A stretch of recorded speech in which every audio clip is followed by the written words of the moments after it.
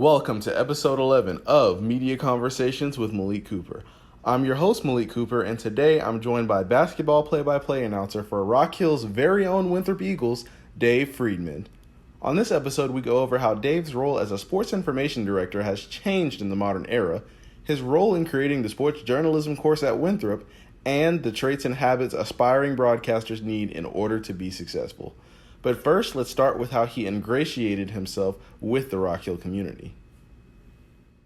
You've been at Winthrop for going on 16 years now, and you just talked about how comfortable you've become with the Rock Hill community and working with Winthrop University. So, at what point did you feel sort of that this was home? Well, it didn't take too long. Greg Marshall was the basketball coach at Winthrop when I got there. And I thought he and his wife, Lynn, really kind of took me in very quickly. They made me not only part of kind of the Winthrop basketball family, but part of their family. I could hang out with them and spend time with them. And they made me feel kind of ingrained in something that they had built. And from there, you meet a whole lot of other people, the assistant coaches, the support staff, the administration. So it didn't take long upon getting to Winthrop. I just made myself visible. I showed up at practice and I shook hands and I tried to be a little kind of fly on the wall. And from there, other people took notice and started asking questions. And pretty quickly, I became ingrained in the community. As I said at the time, and I still believe, people like winners. And that first year I was at Winthrop, they were doing a whole lot of winning and not much losing. And the guy that's giving the fans good news, that person is always liked. If it was the opposite and the team was really bad and everything I was saying was negative and the team was losing, well, people probably wouldn't have liked me quite as much. But, I think it's a balancing act. On the air, you want to tell the positive stories.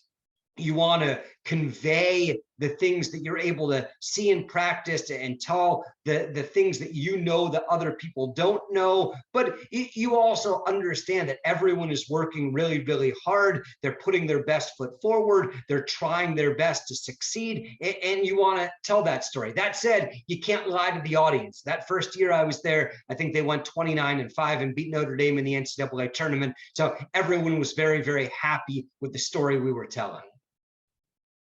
And what's different about being a sports broadcaster, or obviously you cover Winthrop's basketball program, has been very successful over the course of the time you've been there. What's different about the energy around Winthrop basketball when they're doing so good, which is quite often actually?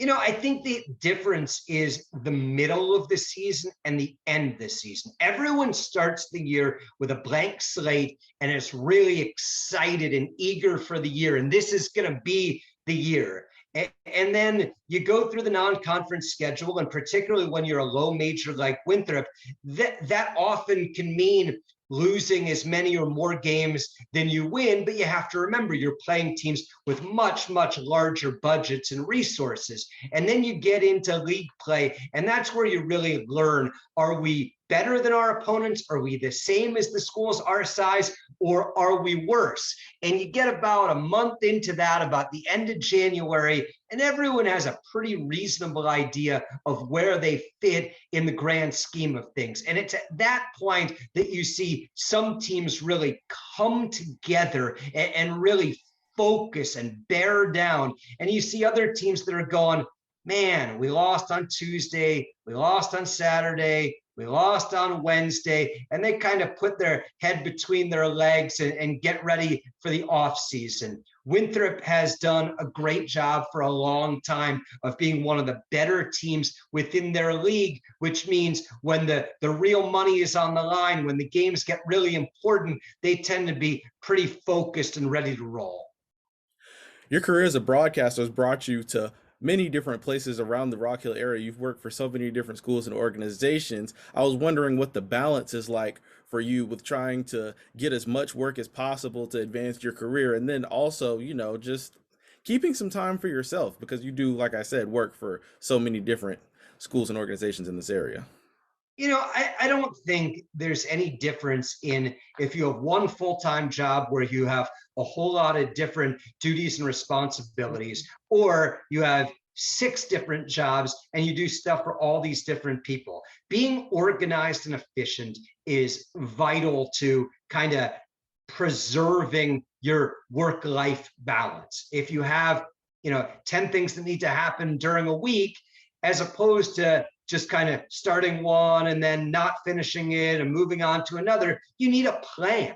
And if I've got a basketball game to broadcast and a football game to broadcast and 2 coaches shows to do and a horse racing show during a week, I'm going to prepare for them in a kind of thoughtful, in a organized sort of way. And a lot to me is working ahead. I mean, basketball's first game is going to be the second week in November. I'm going to start working on that in July or August, because I don't want to get to November and not have any idea and kind of be starting from scratch. So I'm going to start doing preliminary work really, really early. And that might just mean getting a roster, kind of the really easy stuff, a roster, a player's stats from last season, some biography information. Obviously, I'm not going to be able to add in what just happened because that's months from happening, but I'm going to kind of put a structure in place. I think Ian Eagle has used the term, it's a bare bones sort of chart. At the end, when I show up for a game, I'm going to have a chart with multiple colors and with every detail known to man.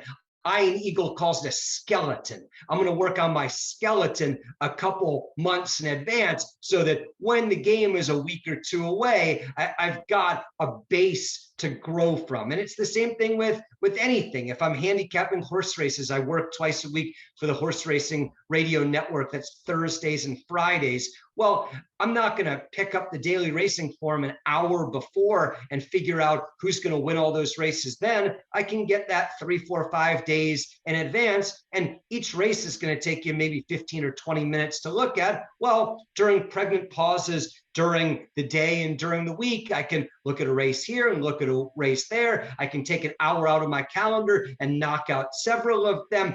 I'm not trying to rush. I think what we all sort of did once upon a time in college, where you put things off and you put things off and you write the paper at the last minute, I don't think that sets you up for success. I think what you want to do is kind of have a calendar and a laundry list of here's what needs to be done, here's when it needs to be done by, and here's how I'm going to get prepared for that. And the way I tend to prepare is doing as much as possible early, so there's nothing intimidating or overwhelming in the day or the hours immediately before an assignment. Does anything stick out in your head about how this proactivity has served you in your career? I think it's always been who I am and what I believe in. I was the kid that would come home from middle school or elementary school and know that I had an hour of homework to do. And if I went and rode my bike or I went and hung out with a friend, it loomed over me. God, at some point, I'm going to have to do this hour of homework. So I was the one that tried to get home, knock out the homework, and then I could watch a sporting event or play with friends or whatever. I think it's just how I'm wired. If I have things to do, I want to do them. When they're all done, then I can do whatever it is I want to do with my free time. Let's talk a little bit about your time working in minor league baseball. First, with the Hickory Crawdads, what was that experience like? Seeing it was a very long time ago. What was it like during that time? And do you have any special players or anything like that you'd like to comment on that you covered during that time? Growing up, baseball was my favorite sport, and I've soured on baseball a little bit, but I loved reading box scores and watching games and cheering for players as a kid. And I always thought that I was going to do baseball kind of primarily, and maybe I'd fit in some other sports. And the minor league baseball experience, in one word, is a grind. I mean, it is every day, and the bus rides are long, and there's not exactly a lot of room on those buses to have space because there are a lot of people on them. But my experience in Hickory was great. I was there for 3 years. The first year I was there, the team never lost, essentially. They were the most successful team in all of minor league baseball that year. They won something like 65 or 70% of their games. They swept through the playoffs and won the championship. And it was a really unique team because it was an older team. It wasn't your typical minor league team. So it was kind of a bunch of veteran guys who knew how to go about their business and be professionals. And we had some pretty good players on the team. I'm trying to think of who you might remember. Niger Morgan, who ended up playing for the Pirates in Milwaukee, was on that team. There were several pretty good pitchers. Tom Gorzelani pitched for the Cubs. Matt Capps was the closer for the Braves for a period of time. Probably in my 3 years in Hickory, though, Andrew McCutchen was the guy that most people would remember. He was a top overall pick, and I think he was an all-star, and he had a pretty darn good career. It's possible he's still playing, but I'm not watching a whole lot of baseball these days. Yeah, I know Andrew McCutcheon. That's actually one of the few baseball players that I pay attention to personally. A lot of your positions have the tag behind them, Director of Media Relations. So you do a lot of things. You're not just broadcasting the games. You're doing marketing. You're the liaison to the radio stations. You've had a lot of different hats during your career as far as not just, oh, I just broadcast the games. So tell me a bit what that's like and how you handle all that responsibility, maybe if you enjoy it and if you'd like to do more or less. Well, I mean, I think modern SIDs, sports information directors, or media relations directors, are a lot different than they were 10 or certainly 20 or 30 years ago. Once upon a time, that meant putting together a media guide and doing game notes and kind of being a master of the domain of the team or the program or the school you're covering. And I think broadcasting and doing those duties is really very similar. I mean, if I'm going to broadcast a game for Winthrop, I need to know everything there is to know about Winthrop.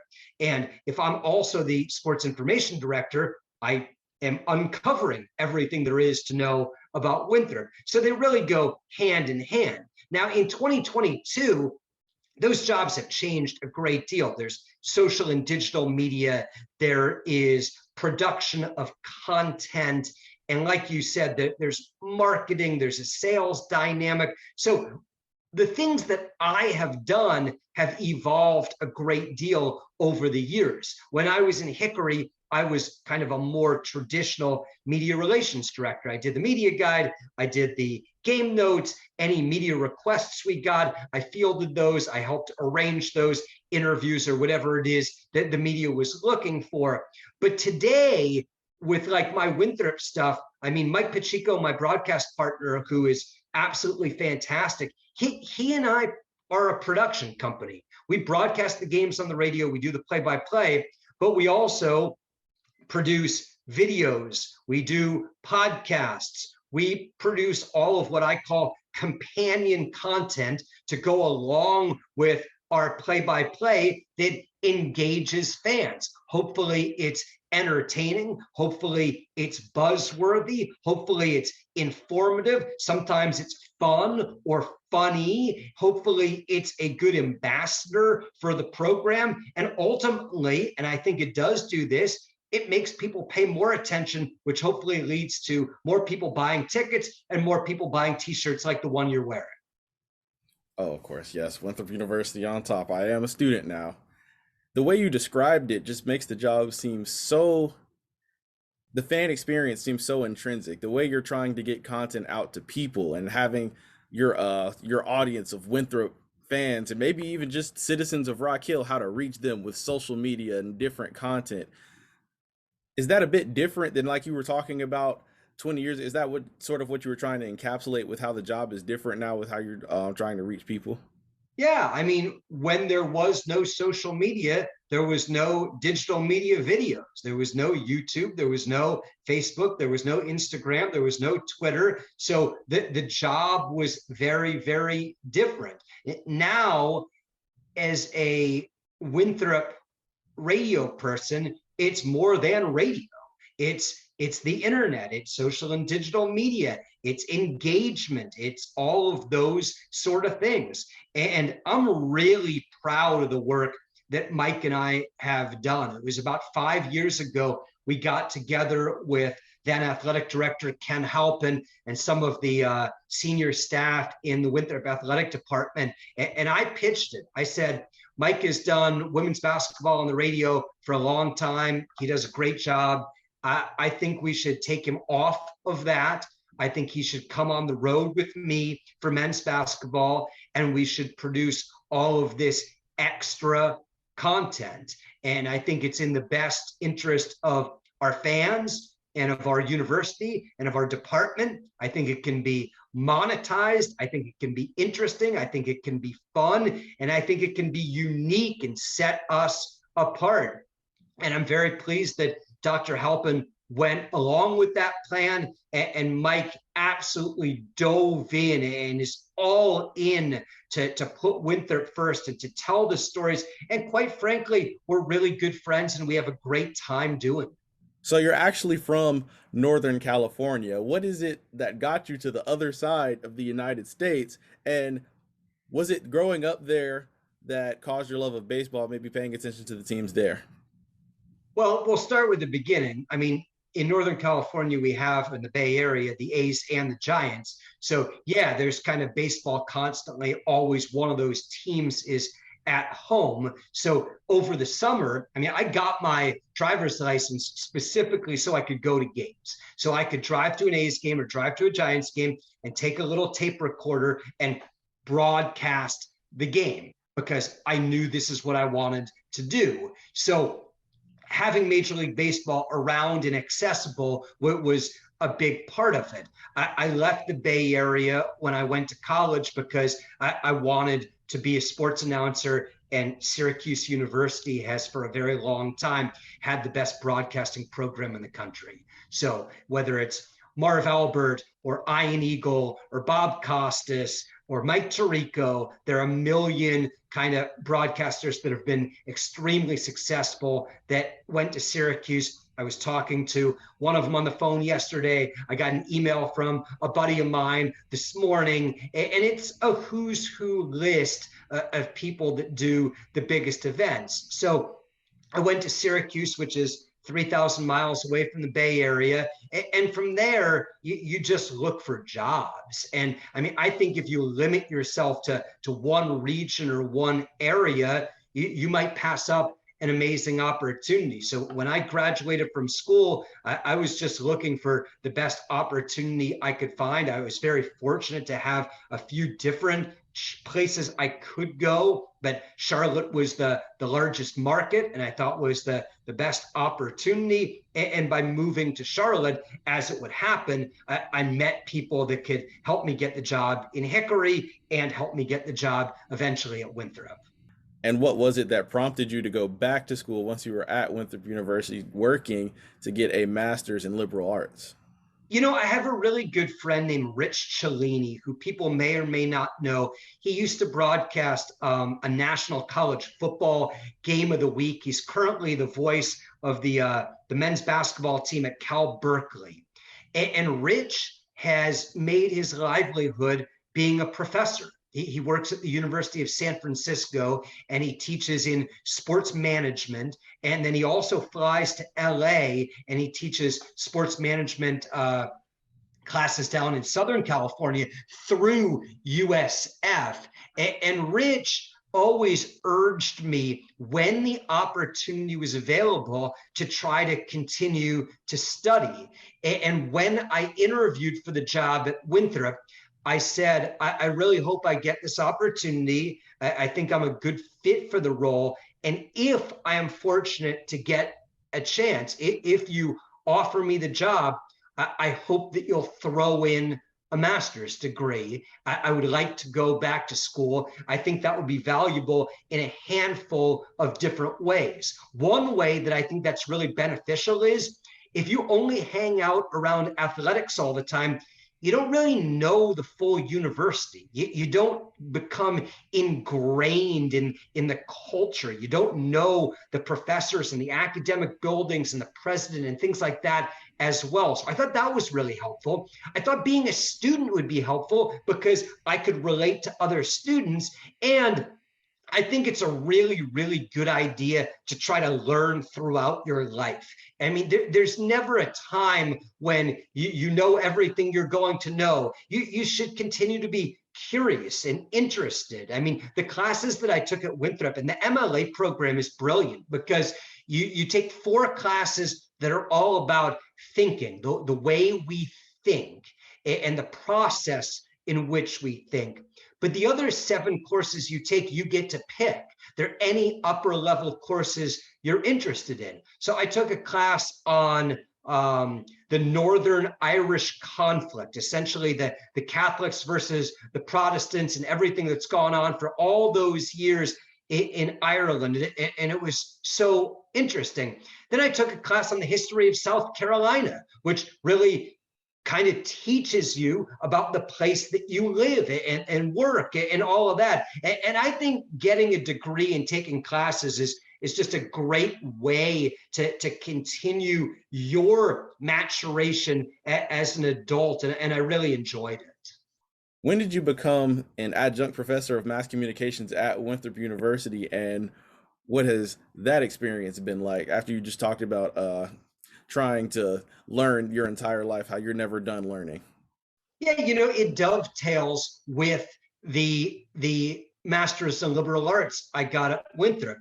Part of the MLA program is a capstone project, and you can do the project on any topic that you want. And I did the capstone project on what would a sports journalism course at Winthrop University look like. And I did a lot of research and I talked to a lot of people about, would there be a desire and a need for a course like that? And through this capstone project, I wrote out every detail of what a course would look like. What would the first class be like? What would the second class be like? What would the assignments be like? What guest speakers would we have? What would the grading criteria look like? What sort of student would take the class? And when I graduated, I took the capstone project and I handed it to the guy that was at that time the head of the mass communications department. And I said, I've done all this exhaustive research. Not only do I think you should have this class, I want to teach it. And he said, wow, let me read through this and consider it. And he did. And we talked and we modified the course a little bit. And then I have taught it on, I don't know, 6 or 8 occasions over the last 10 years. And it's been really, really successful. The students have a great experience. It's all hands-on. In so many classes, people stand up at a chalkboard and they lecture. I believe the way you do sports journalism, the way you get better, the way you improve is by doing it. So if we're talking about writing, you write an article, and then as a group, we critique the article. And then you go back out in the field and you write another article. And then as a group, we critique the article and we go over and over and over, each time getting a little bit better, each time adding to it a little bit. Maybe you add quotes. Maybe you did a really good job of describing a play, but you didn't give us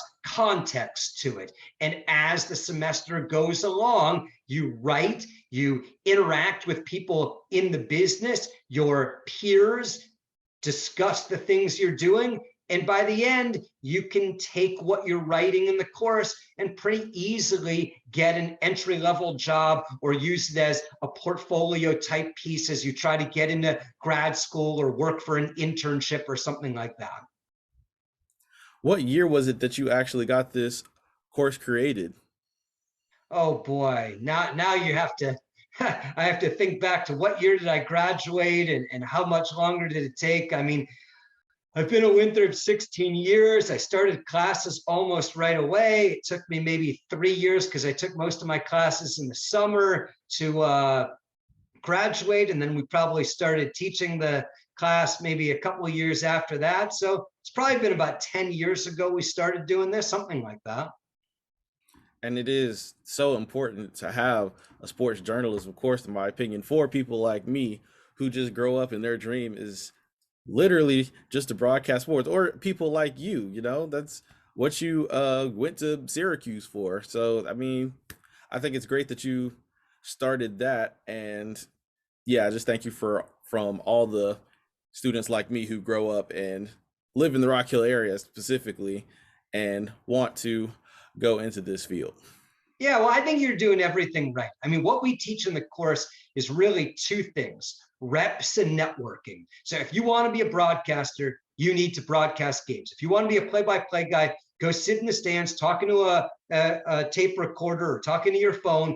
Go back home, listen to it, critique it, have your friends, have your family listen to it, and go do it again. If you want to be a writer, go to a game, cover a game, write a game story, critique it, think about it, have your friends look it over, and go do it again until you get better. And then networking. I mean, jobs are hard to get. They're very, very competitive. So people make a big difference. You're much more likely to get hired by a person you know than a total stranger. And a person you know might know someone else. So if a great job opens up in High Point, North Carolina, well, maybe someone you know at Winthrop knows somebody at High Point that can help you get the job. It's a great industry, but it's very closely aligned. I mean, Mike Pacheco knows a lot of people. I know a lot of people, and the Venn diagram says that we know a lot of the same people too. It's a small world,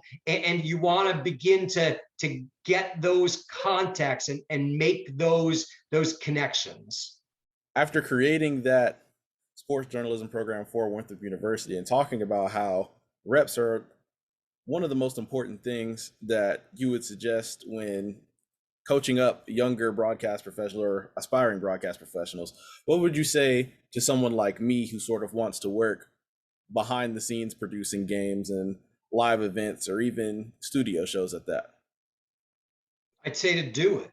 I'd say that you need to get involved however you can. And I'd say that a lot of us have downtime during a day or a week or a month, and it doesn't need to be downtime. You can always be emailing someone, you can always be calling someone, you can always be writing someone a note. I think you're going to find very few people in the profession.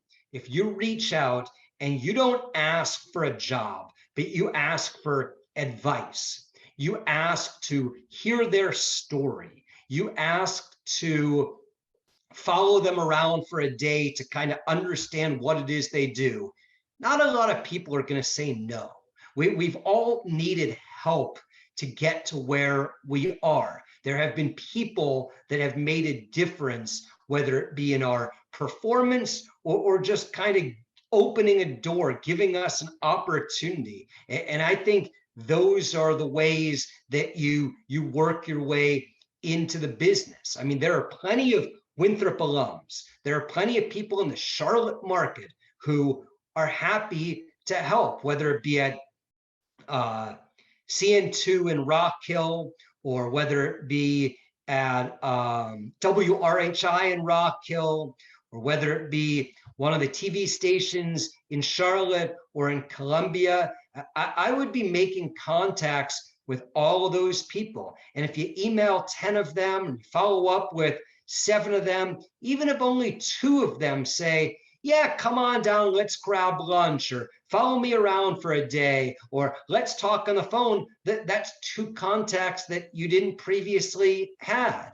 And then when an internship comes up, are they more likely to give it to someone that has already gone out of their way to meet with them and start a relationship, or someone that they've never seen or heard from before? So, I mean, there are plenty of people that are Winthrop alums that are in the business, or regionally, or just in close proximity that, I mean, they're not sitting by their phone waiting to hear from you, but if the phone rings, they're probably happy to help out in some way. Now, you can't call people and say, hi, I'm Joe Schmo, I need a job. Yeah, I mean, great, you and a million other people. But if you say, hi, I'm a student, I'm interested in what you do, I admire the work that you're putting together, I'd love to learn more about how you got to that place, people are pretty willing to help out. Thank you for listening to episode 11 of Media Conversations with Malik Cooper. For more content from me, you can follow me on Instagram at Malik Cooper Media or on Twitter at Malik_Cooper. Once again, thank you for listening and see you all for episode 12.